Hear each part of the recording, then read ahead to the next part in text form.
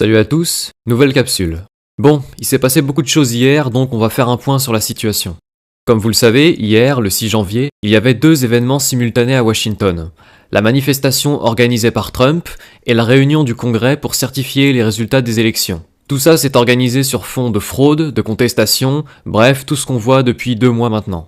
Trump a pris la parole vers 18h30 heure française et a fait un discours assez long dans lequel il a dénoncé la fraude devant une foule assez large. On ne sait pas exactement combien de personnes étaient présentes, probablement pas des millions mais des dizaines de milliers, ça c'est certain. Donc Trump a parlé dans un discours qui, sur le ton, ressemblait à un de ses discours de campagne, et au même moment, au Capitole, qui est le lieu où se réunissait le Congrès, la certification des résultats électoraux a commencé. Cette certification se fait État par État, comme on l'a déjà vu, et par ordre alphabétique. Donc ils ont commencé par valider l'Alabama, l'Alaska, puis arrivé à l'Arizona, il y a eu une première contestation. Comme on s'y attendait, des républicains ont contesté, le Sénat et la Chambre des représentants se sont donc séparés pour débattre chacune de son côté et voir s'ils validaient ou non la contestation. Le problème, c'est que rapidement après le début de ce processus, qui devait durer 2 heures, des manifestants se sont introduits en masse dans le Capitole et c'est là que la soirée a commencé à dégénérer. Trump, en fait, en finissant son discours, a dit aux manifestants de marcher jusqu'au Capitole, où se passait donc la certification, d'y aller, de s'y montrer, en soutien évidemment à Trump. Mais comme on le disait, les manifestants ne se sont pas contentés de se rassembler autour du Capitole, ils y sont rentrés, il y a eu de la casse, des affrontements avec les forces de l'ordre, les manifestants ont pris le dessus et se sont introduits dans des bureaux, dans la salle principale, tandis qu'au même moment, Nancy Pelosi et Mike Pence, qui sont respectivement présidents de la Chambre et du Sénat, étaient exfiltrés par sécurité. En gros, les manifestants sont entrés de force dans le Capitole, la réunion du Congrès a été interrompue et les élus ont été évacués. Ça a duré comme ça une bonne partie de la nuit, puis Trump, qui avait déjà appelé au calme une première fois, a fait une vidéo sur Twitter pour demander aux gens d'arrêter ça, de se disperser, de rentrer chez eux. Il a maintenu dans cette vidéo que l'élection était frauduleuse, mais qu'il ne fallait pas prendre la voie de la violence et faire le jeu des démocrates. Finalement, les choses se sont calmées, les manifestants se sont dispersés et dans la nuit, le Congrès a pu réinvestir le Capitole et finir la certification. La contestation de l'Arizona, ainsi que celle de la Pennsylvanie qui a suivi, n'ont pas été validées. Comme on s'y attendait, la Chambre des représentants à majorité démocrate a voté contre, ainsi que beaucoup de sénateurs républicains. Finalement, Mike Pence, qui présidait la séance, a conclu en annonçant la victoire de Joe Biden. Bon, voilà pour le résumé de la soirée qui a été assez agitée comme vous pouvez le voir. Je précise que j'écris cette capsule à 11h du matin au cas où la situation change avant que je ne la poste. Bon, mais il y a des choses à dire sur tous ces événements. On s'est d'abord très vite interrogé sur l'identité des manifestants qui ont pris d'assaut le Capitole. On est plusieurs, j'imagine, à avoir d'abord pensé que le peuple se réveillait enfin et qu'il interrompait lui-même les certifications frauduleuses. Mais on a rapidement commencé à se demander si les manifestants violents du Capitole n'étaient pas en fait des antifas déguisés, qui seraient venus uniquement pour commettre des actes de violence en se faisant passer pour des partisans de Trump. Vous savez, un petit peu la manière des Black Blocs pendant les manifestations des Gilets jaunes, donc histoire de discréditer le mouvement. Et cette idée s'est confirmée. On a d'abord vu des photos qui montraient que certains des manifestants étaient effectivement des antifas, notamment le manifestant qui avait des cornes. Si vous avez vu les images, vous voyez de qui je parle. Je vous mets un lien en description de toute manière. On a retrouvé d'anciennes photos de lui dans des manifestations antifas, et c'était pas le seul dans ce cas. Selon le Washington Times, des logiciels de reconnaissance faciale confirmeraient également l'intrusion d'antifas parmi les manifestants pro-Trump. Donc il semble admis que les antifas se sont bel et bien incrustés parmi les vrais manifestants pro-Trump et ont fait en sorte de rendre le mouvement violent, d'entrer dans le Capitole pour interrompre le Congrès et semer le chaos. Il semblerait même que cette intrusion ait été facilitée par les forces de l'ordre. Il faut savoir que le Capitole est un bâtiment très sécurisé, déjà en temps normal. Il l'est d'autant plus lorsque les deux assemblées sont au complet pour un événement électoral pareil et en plus dans un contexte aussi tendu. La sécurité à ce moment-là est normalement à son niveau maximal. Que quelques dizaines de manifestants réussissent à entrer dans le Capitole sans difficulté devrait alerter tout le monde. Et justement, on a des images qui semblent montrer que la police a ouvert les barrières aux manifestants. Je vous mets le lien. Il y a aussi des images d'affrontements entre manifestants et policiers qui circulent et qui semblent clairement scénarisées. De toute évidence, l'intrusion du Capitole a été initiée par des antifas et pour ça, ils ont clairement dû être aidés par les forces de l'ordre, sans quoi ils n'auraient jamais pu y parvenir. De toute manière, il faut comprendre une chose, c'est que Trump n'aurait rien eu à gagner à envoyer ses partisans semer le trouble, parce que cela l'aurait totalement desservi. En ce moment, les médias attribuent unanimement les troubles de cette nuit à Trump. Ils disent que Trump a envoyé ses partisans saccager le Capitole, que Trump veut empêcher la démocratie, et les politiciens sont vite montés au créneau. Joe Biden a pris la parole en jouant, vous savez, le défenseur de la paix et en demandant à Trump de respecter la démocratie. On a même eu un message d'Emmanuel Macron, dans le même ton. Là encore, il y a quelque chose de suspect dans la rapidité avec laquelle Macron est intervenu. Il a posté son message sur Twitter vers 3 heures du matin. Macron a soutenu, je cite, le président Biden, qui n'était pourtant pas président au moment de sa prise de parole puisque la session du Congrès n'était pas finie, mais peu importe. Il a donc soutenu Biden et a enchaîné par un discours lyrique et émouvant sur la démocratie. Ça rappelle en tout cas l'étrange rapidité avec laquelle Macron avait déjà reconnu la victoire de Joe Biden le 3 novembre. Il y a une fois de plus une volonté unanime des opposants de Trump de créer rapidement un narratif. Le 3 novembre, les médias avaient créé immédiatement un narratif selon lequel Biden avait gagné facilement et selon lequel l'histoire était finie. Et nous avons maintenant un nouveau narratif, tissé en quelques minutes également, selon lequel Trump a envoyé ses partisans pour faire un coup d'État et voler la victoire de Joe Biden. On le redit une fois de plus, Trump n'a aucun intérêt à provoquer des violences, parce que ça ne peut que se retourner contre lui. Si Trump peut remporter la victoire après une sorte de coup d'État violent au Capitole, avec des agressions, des violences, des menaces, il est évident que sa victoire n'aurait aucune valeur. Tout ça ressemble à une mise en scène dont le but est de discréditer Trump.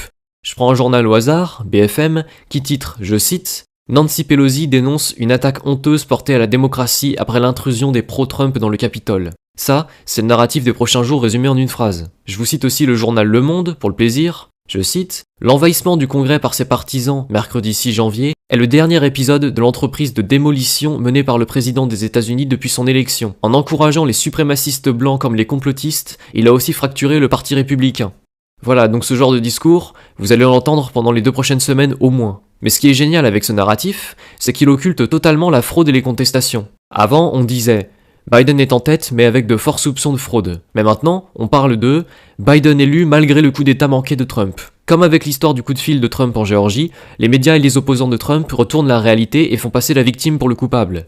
Trump subit depuis le début fraude sur fraude, mais en manipulant l'information, on le fait passer pour le fraudeur. Et maintenant même pour un séditieux qui tenterait un coup d'État en dernier ressort.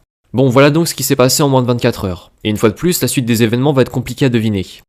Que peut-on dire ? On peut dire déjà, si jamais ce n'est pas clair, que Trump n'est pas un idiot.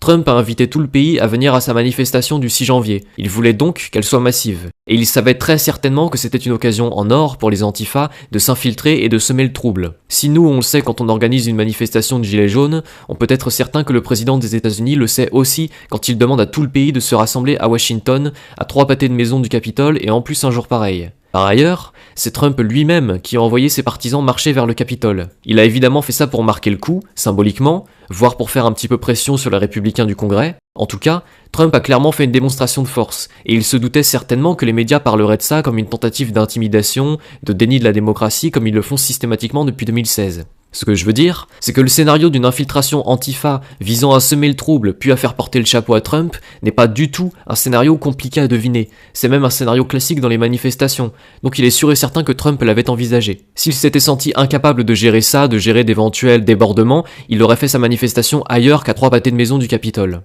De plus, Trump a assez vite appelé au calme. Il a même fait une vidéo dont je vous parlais, disponible en description, où il demande aux gens de rentrer chez eux. Or, ce qui est assez fou, c'est que Twitter a censuré cette vidéo massivement toute la nuit, au prétexte qu'elle enfreignait les règles de Twitter, alors qu'il s'agissait, on le redit, d'un appel au calme et à cesser toute violence. Twitter a supprimé des messages de Trump pour la première fois. Avant, c'était seulement des avertissements. Twitter a supprimé des messages de Trump et a même bloqué son compte pour 12 heures. Il paraît même qu'ils envisagent de supprimer totalement le compte de Trump. Et Trump est également bloqué maintenant sur Facebook et sur Instagram. En clair, quand on regarde cette histoire dans son ensemble, que voit-on finalement ? Petit 1. Des antifas s'infiltrent dans les manifestations, sèment le chaos et forcent la session du Congrès à être interrompue. Petit 2, Biden, Macron et d'autres prennent immédiatement la parole en grands défenseurs de la démocratie pour dénoncer les événements. Petit 3, les médias sont au rendez-vous aussi, et dénoncent immédiatement Trump. Ils parlent d'insurrection, de coup d'État et compagnie. Enfin, petit 4, les réseaux sociaux censurent Trump et le bloquent. On a donc clairement une offensive contre Trump. On crée le chaos, on fait porter le chapeau à Trump et on le bloque sur les réseaux sociaux pour l'empêcher de s'exprimer. Il s'agit donc de créer un narratif de toute pièce en un temps record, de le répandre partout et d'empêcher toute contestation. Trump, de son côté, a appelé à la paix et a dit qu'il y aurait une transition présidentielle paisible. Il conteste donc le narratif des médias en montrant qu'il n'approuve aucune violence. La question est maintenant de savoir ce que Trump va faire. Il a martelé que le combat ne faisait que commencer, qu'il n'abandonnerait rien, et son histoire de transition présidentielle paisible a surtout l'air de servir à montrer patte blanche pour empêcher les médias de le diaboliser à l'excès.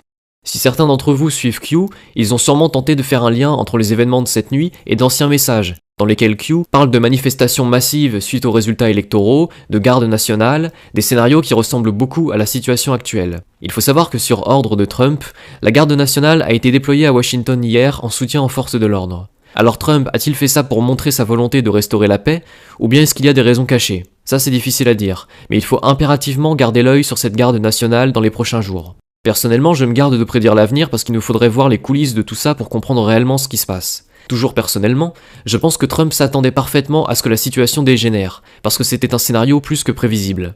Je pense toujours, comme je l'ai déjà dit, que Trump, s'il était en danger, pourrait facilement donner un coup de pied dans la fourmilière en dévoilant toutes les informations compromettantes qu'il a sur ses opposants ou sur la fraude électorale. Enfin, je maintiens, comme je l'ai déjà dit plusieurs fois, que d'une part, Trump n'avait rien à attendre de cette session du Congrès, puisque sa majorité au Sénat était insuffisante pour contester les certifications, et d'autre part, que même si le Congrès lui avait accordé la victoire par on ne sait quel retournement de situation, cette victoire aurait été décrite comme une magouille électorale qui aurait rendu la réélection de Trump illégitime. Donc moi je reste sur mon analyse personnelle, selon laquelle Trump ne peut remporter la victoire que suite à des révélations choquantes faites au peuple, qui mettraient à jour la corruption de ses opposants, et qui feraient de lui, Trump, le président incontesté, aux États-Unis comme à l'étranger. Pour ça, il ne peut pas y avoir de soupçon de magouille électorale. Or, ça aurait été le cas si Mike Pence ou la Cour suprême avaient fait gagner Trump par un tour de passe-passe constitutionnel. Aujourd'hui, Trump ne peut plus être accusé d'avoir soudoyé la Cour suprême ou d'être favorisé par Mike Pence. Même le parti républicain ne le soutient que faiblement. Donc, Trump est seul, mais en apparence seulement.